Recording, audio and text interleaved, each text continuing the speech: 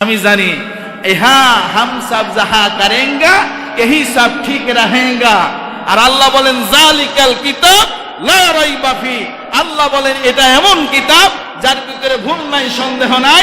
আর আমরা বলি আমরা যেটা বুঝি হুজুর কি কসু বোঝে, আমরা যেটা বুঝি আমাদের চাইতে বুঝনেওয়ালা আর কেউ। কি কথা হাসান আমি? তাহলে আল্লাহর কোরআনের সামনে আমার মাথা নত করা দরকার আছে না নাই? খেয়াল করেন, আল্লাহর কোরআন যেটা বলবে, জাতিসংঘের মহাসচিব যদি সেটার উল্টা বলে, জাতিসংঘের মহাসচিবের যেই হিম্মত যার ভিতরে আছে তার থেকে হেদায়েত কেউ সরাতে পারবে না। আর আল্লাহর কোরআন যদি কোন রিকশাওয়ালাও বলে, কোন দিনমজুর বলে, কোন সাধারণ একজন ভিক্ষুক যদি আল্লাহর কোরআন বলে, ওটাই আমাকে মানতে হবে, কারণ এটা কার কথা? আর যদি আল্লাহর কোরআনের বিরোধিতা জাতিসংঘের মহাসচিব করে, সেটাও বিরোধিতা। এই যে কথা কনা কইলে হবে না, তো কথা বোঝেন না আপনারা? যদি বাংলাদেশের বর্তমান প্রধানমন্ত্রী আল্লাহর কোরআনের বিরুদ্ধে কথা বলে, সেটা আমরা মানতে পারবো না, এই ঘোষণা দিতে হবে। পারবেন? আর যদি আল্লাহর কোরআনের পক্ষে একজন মেথর যিনি ড্রেন পরিষ্কার করে, ও যদি আল্লাহর কোরআনের পক্ষে বলে, ওর কথা আমাকে মেনে নিতে হবে। এই যোগ্যতা যার ভিতরে আছে সেই হেদায়েত পাবে। অন্যথায় এই রমজান 100 কোটি হাজার বছর সে যদি রোজা রাখে তার কোনো ফায়দা হবে না। আমার কথা ঠিক না বেঁচে? ভেজাল আছে কোনো? এই কথাগুলো আমরা কেন বলি? এগুলো বললে আমাদের রিস্ক নাই? এখানে বিভিন্ন দলের লোক আছে, সরকারি দলের লোক কইতেছে খারাপ অবস্থা, খালি শেষ করো, মসজিদের বাইরে যাও, তোমার সাইজ করতেছে। বিরোধী দলের লোক কইতেছে হ্যাঁ ভালোই কইতেছে, এতক্ষণে আমাকেও তো আর কইতেছে না, আমরা তো আর পাওয়ারে নাই। পীর সাহেবের মুরিদরা কইতেছে খারাপ হুজুর যে কথা কইছো আজকে, এই কথা আমাদের পীর সাহেবের কাছে পৌঁছাই দেবো, দেখি তোমার মেহতি কেমনে থাকে। আমাদের রিস্ক নাই? এইগুলা বলি, এরপরেও যতই রিস্ক থাকুক, এই রিস্ক কোনো রিস্ক না যদি রহমত কার থাকে। জোরে বলেন, কার রহমত দরকার? আল্লাহর কোরআন শক্ত করে ধরো। আল্লাহ বলেন হুদাল লিন্নাস, সব কথার এক কথা, মানব জাতির হেদায়েতের কিতাবের নাম কি? আল্লাহ রাব্বুল আলামিন দেখেন কত সুন্দর কোরআন আর রমজানের সাথে নিবিড় আর গভীর সম্পর্কটা খেয়াল করেন। আল্লাহ বলেন হুদাল লিন্নাস, আল্লাহ বলেন মানব জাতির হেদায়েতের কিতাব হলো কোরআন। আবার শুরুতে বলেছেন যালিকাল কিতাবু লা রাইবা ফিহি হুদাল লিল মুত্তাকিন, এই কোরআনটা হলো মুত্তাকিদের জন্য হেদায়েত। তাহলে কোরআন চায় মানবজন যেন মুত্তাকি হয়। কোরআন কি চায়? কথা না কইলে হবে না। কোরআন চায় মানব যেন মুত্তাকি হয়। আবার আল্লাহ কোন রমজান নাজিল করলেন, রমজান আমাদের কাছে কি চায়? বলতেছেন হুদাল লিন্নাস। আবার বলতেছেন ইয়া আইয়ুহাল্লাযীনা আমানু কুতিবা আলাইকুমুস সিয়ামু কামা কুতিবা আলাল্লাযীনা মিন ক্বাবলিকুম লাআল্লাকুম তাত্তাকুন। আল্লাহ বলেন আমি তোমাদের উপর রমজানের রোজা ফরজ করেছি, যেমনে ফরজ করেছিলাম পূর্ববর্তী লোকদের উপর। কেন ফরজ করেছি? লাআল্লাকুম তাত্তাকুন, যেন তোমরা মুত্তাকি হতে পারো। খেয়াল করেন, এদিকে কোরআনও কয় হুদাল লিল মুত্তাকিন, আবার রমজানও কয় লাআল্লাকুম তাত্তাকুন। রমজানও কয় হেদায়েত নিয়ে আসছি, কোরআনও কয় হেদায়েত নিয়ে আসছি। খেয়াল করেন, তাহলে রমজানও চাই হেদায়েত আর মুত্তাকি বানানো, রমজানও চাই হেদায়েত আর মুত্তাকি বানানোর জন্য। তাহলে কেউ যদি মুত্তাকি হতে চায়, কেউ যদি হেদায়েত পেতে চায়, আল্লাহর কোরআন ছাড়া হেদায়েতের কোনো রাস্তা খোলা আছে নাকি? আমার ভাইয়েরা খেয়াল করেন, আমার দিকে তাকান। তাহলে রমজানের মিশন যাহা, কোরআনের মিশনও তাহা। এই রমজান মাসটা আমাদের মাঝে এসেছে আমরা যেন মুত্তাকি হতে পারি, আমরা যেন আল্লাহর খাঁটি গোলাম হতে পারি। এই জন্য আল্লাহর কোরআনের কাছে আসা, বসা, কোরআনটাকে বুকে ধারণ করা, কোরআনের সার নির্যাসটাকে সিনার ভিতরে ঢুকে দেওয়ার দরকার আছে না নাই? এবার মুসলমান সমাজে আমার দাওয়াত হলো, এই যে এতগুলো মুসলমান আমরা বাংলার জমিনে বসবাস করি, আমরা কতজন মানুষ এমন আছি যারা আল্লাহর কোরআনটা দেখে দেখে পড়তে পারি? কয়জন আছি খেয়াল করেন এদিকে। আল্লাহর কোরআনটা দেখে দেখে পড়ার মতো যোগ্যতা আমাদের। খারাপ লাগতেছে আপনাদের? আমার দিকে তাকান। এই পৃথিবীর বুকে যত ধরনের ভাষা আছে, এমনও মানুষ আছে সব ভাষা দুই একটু করে জানে। আবার আমাদের এই মসজিদে এমন মানুষ আছে বাংলাদেশের 65 জেলার এক একটা জেলার এক একটা ভাষা আছে না? দেখবেন কেউ কেউ আছে প্রত্যেকটা জেলার ভাষা একটু একটু করে শিখে ফেলেছে, আছে না নাই? কিন্তু আল্লাহর কোরআনটা এত সহজ করে দিলেন, আল্লাহর কোরআনটা দেখে দেখে পড়ার যোগ্যতা নাই। কিন্তু দেখবেন আমাদের দেশে সেই ব্রিটিশ পিরিয়ড থেকে আমাদের জায়গা জমিনের দলিল যারা লেখে, দলিল লেখক যারা, এদের লেখাটা হইলো তেরা বেড়া পেছানো জিরাফির মতো। কিন্তু অনেক অশিক্ষিত মানুষ আছে যারা লেখাপড়া জানে না, কিন্তু ওই পেছানো গুছানো লেখা দেখলেই বলতে পারে এই জমির মালিক অমুক, এটা RSCS অমুক, এটা কথা বল না আছে না নাই? লেখাপড়া জানে না, 309 লেখা আছে দাগ নাম্বার, এটা জানে না, কিন্তু কোনা কাটা দেখলেই বোঝে এই দাগের জমি অমুকের। এমন অভিজ্ঞ মানুষ নিয়ে আমরা সমাজে বসবাস করি, কিন্তু আল্লাহর ওই গোলামটাকে যদি বলেন ও আল্লাহর গোলাম, আল্লাহর কালামটা থেকে একটা সূরা সুন্দর করে তেলাওয়াত করে শোনাও, বলতে।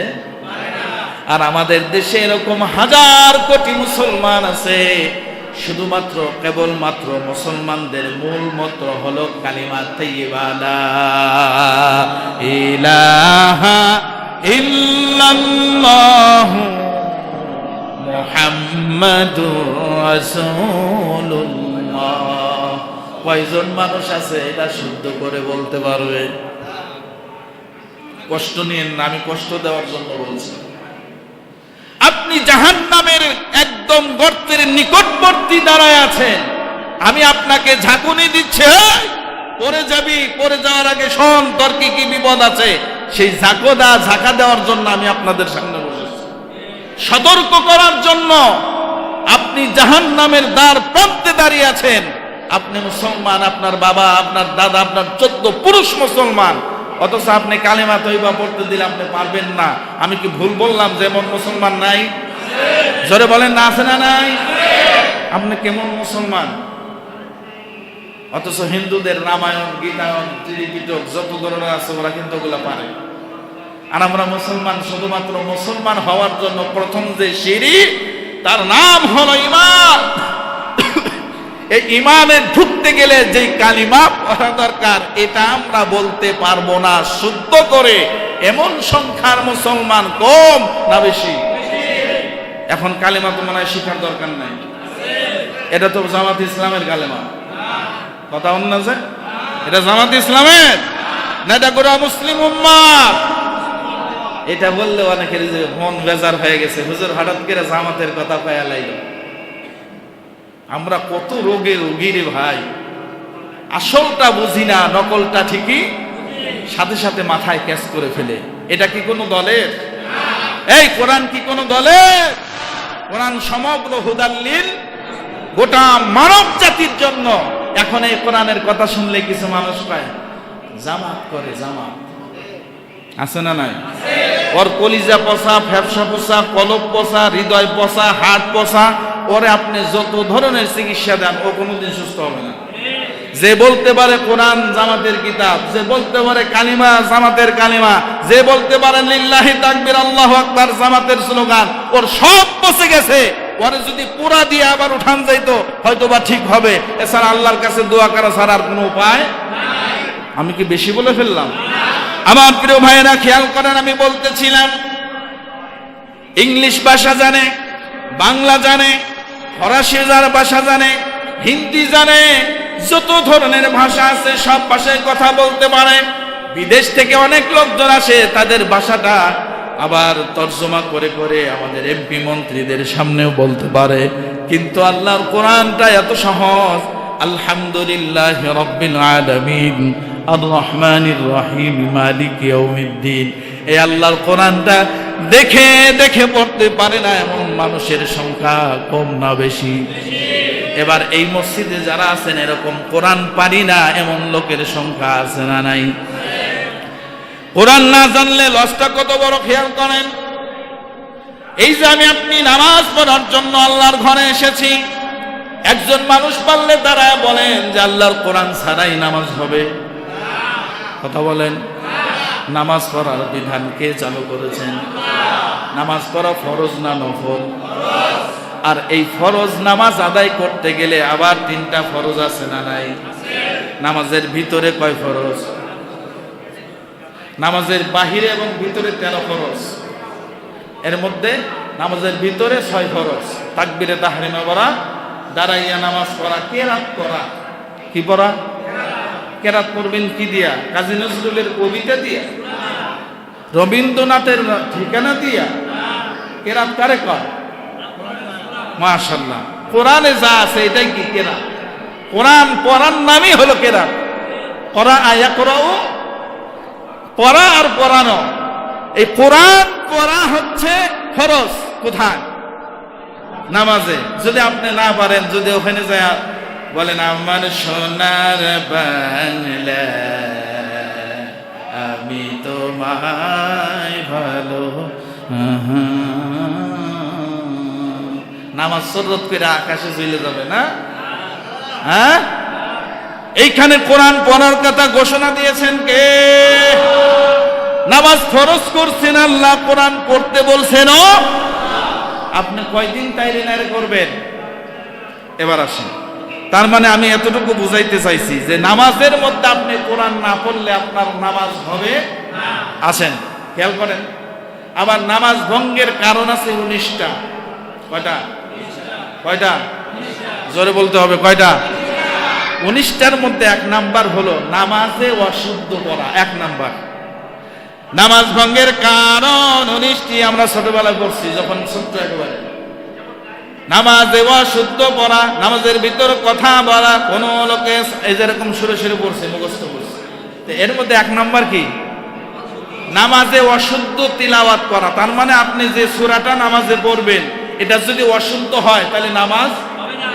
বলেন নামাজ হবে না। এখন কি আমি এতটুকু ওয়াজ করে আপনাদেরকে যেটা বুঝাইছি যে আপনারা আজকে থেকে নামাজ পড়েন না, এটা বুঝাইছি না? তার মানে আমি যে ইবাদত করতেছি আর যে ইবাদত দিয়ে আল্লাহর জান্নাতে যাওয়ার জন্য এরকম করে বুক চাপড়াইতেছি আর হাত বাইরাইতেছি যে আমার সে জান্নাতে যাওয়ার আগে আর কে যাইতে পারে, আমি আপনাকে বলছি, তার মানে আপনি এখনো বিপদ সীমা অতিক্রম করে ফেলছেন। ঠিক নয় কি? এবার আসেন, নামাজের মধ্যে আপনি 4টা সূরা পড়বেন, 4টাই শুদ্ধ করেন, কোনো অসুবিধা। আবার আপনি আল্লাহর রেজামন্দি অর্জন করার জন্য আল্লাহর নবী বলেন আফজলুল ইবাদাতি তিলাওয়াতিল কোরআন। এই পৃথিবীর বুকে সর্বোত্তম ইবাদত হলো আল্লাহর কোরআন তিলাওয়াত করা। সুবহানাল্লাহ বলেন। আল্লাহর কোরআন তিলাওয়াত করা মানে হলো আমার আল্লাহর সাথে কথা বলা। আপনার প্রিয়তমা, আপনার গার্লফ্রেন্ড, আপনার স্ত্রী, আপনার বন্ধু যদি আপনাকে একটা মেসেজ দেয়, একটু টুং করে আওয়াজ হওয়ার সাথে সাথে মেসেজটা ওপেন করে পড়েন, কত মজা লাগে। যদি ভালো কোনো লেখা থাকে মিটমিট করে হাসেন। অথচ আল্লাহ রাব্বুল আলামিন যিনি আপনাকে বানাইলেন, যিনি সমুদ্র বানাইলেন, আসমান বানাইলেন, জমিন বানাইলেন, কুল কায়নাত বানাইলেন, পাহাড় পর্বত নদী নালা খাল বিল সব কিছু বানাইলেন, আমার আল্লাহ এরকম একটা মেসেজ আমাদের কাছে পাঠিয়েছেন যার নাম হলো কোরআন।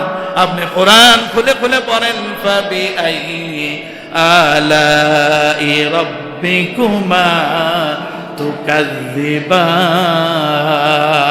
আর কথা আল্লাহ বলেন, বান্দারে তোর জীবন পরিচালনার জন্য তোর কত কিছু লাগবে। এখন আমরা এখানে যারা আছি, এমন মানুষ আছে, আল্লাহর এমন এমন সৃষ্টি আছে যেটা সম্পর্কে আমরা কোনোদিন চোখে দেখিও, এই ঘুমাইতেছেন, আমরা কোনোদিন পর্যন্ত শুনিও নাই, দেখিও। খেয়াল করেন, গতকাল রোজা ছিলেন তো নাকি? ইফতার করার সময় কত ধরনের খাবার, এত কিছু, এতটুকু পায়ায় আমরা পেয়ে আল্লাহ কত খাবারের ব্যবস্থা করছো। কিন্তু আমাদের চাইকে আর একটু ধনীতে যান, অথবা মিডল ইস্টে যান, সৌদি আরব যান, জেদ্দা যান, এরা যে এত কত আইটেমের খাবার নিয়ে তারা ইফতার করতেছে, এই যে এত কিছু আল্লাহ দিয়া আবার বান্দাকে প্রশ্ন করে ফাবি আই আলাই রাব্বিকুমা তুকাজ্জিবান, বান্দা আমার কোন নিয়ামত স্বীকার করবি? তুই খার আলহামদুলিল্লাহ কর, দেখ আর আমার শুকরিয়া আদায় কর। আমি যখন কোরআনটা খুলে খুলে এরকম পড়তে থাকবো, তখন আমার মনের মুখের ভিতরে মিষ্টি করে হাসি আসবে, মনে হবে আমার মাওলা, আমার রব, আমার সৃষ্টিকর্তা আমাকে মেসেজ দিছে, আর আমি পড়তেছি আর মিটমিট করে হাসতেছি। জান্নাতের কথা আসলে মুখটা উজ্জ্বল হয়ে যাচ্ছে, জাহান্নামের ভয়ের কথা আসলে মনটা বেজার হয়ে যাচ্ছে। আমার আল্লাহ কুদরতি দৃষ্টি দিয়ে আমাকে আপনাকে দেখছেন আর বলছে, বান্দারে ভয় করিস না, যার ভিতরে আল্লাহর কোরআন আছে, যার ভিতরে কোরআনের মহাব্বত আছে, সে কখনো জাহান্নামে যেতে পারে না, তার জন্যই আমি রাখছি জান্নাত। জোরে কোন সুবহানাল্লাহ। তাহলে এতটুকু যোগ্যতা আমাদের অর্জন করা দরকার আছে না? তাহলে এই রমজান, এখানে আমরা যারা 20 বছর বয়সের মানুষ আছি, আরো 20 বার রমজান আসছে কিনা? আমরা যারা 30 বছর বয়সের মানুষ আছি, আরো 30 বছর আমাদের জীবনে রমজান আসছে কিনা?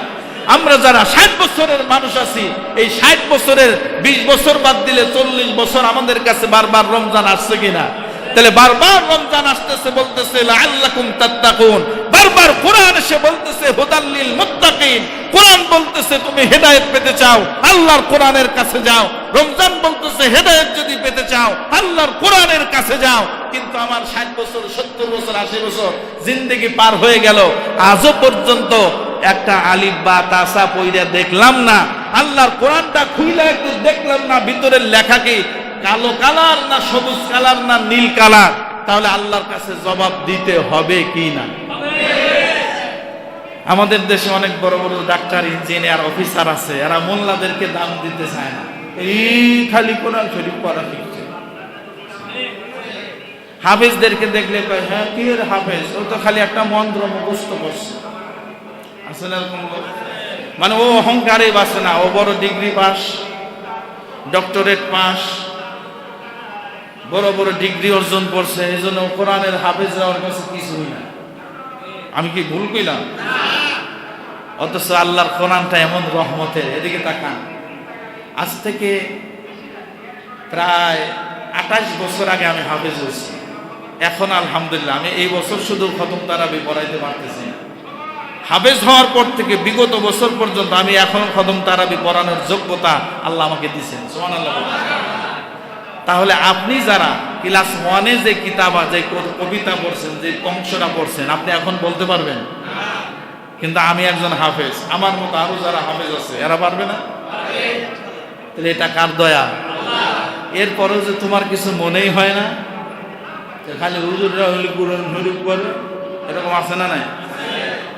কোরআন শরীফে তুমি যে ব্যঙ্গ করলা, তোমার জিহ্বা তো মরার আগে বাঁকা হয়ে তুমি মরবা, তোমার চেহারা বসকায় মরবা তুমি। এটা তো পৃথিবীর কোনো জিনিস না, এটা লৌহে মাহফুজ থেকে এসেছে। বাল হুয়া কুরআনুন মাজিদ ফি লাউহিম মাহফুজ, এটা আল্লাহ লৌহ মাহফুজ থেকে পাঠাইছে। সুবহানাল্লাহ বলেন। এটা যদি আপনার সিনার মধ্যে আপনি আঁকড়ে ধরতে পারেন, এই যে আপনি লাইটটা লাগাইলেন, এই লাইটটা জাহান্নামের অন্ধকারকে ভেদ করে এই আলো আপনাকে জান্নাতে নিয়ে যাবে। জোরে কোন সুবহানাল্লাহ। এই জন্য আল্লাহ বলেন হুদাল্লিন নাস, মানব জাতির হেদায়েত। হেদায়েত মানে হচ্ছে আলো। এই আলো অর্জন করা দরকার আমার আপনার সকলের। আছে না নাই? কার কার আছে তো হাত তুলে দেখান তো। নারায়ে তাকবীর। আল কোরআনের আলো, আল হাদিসের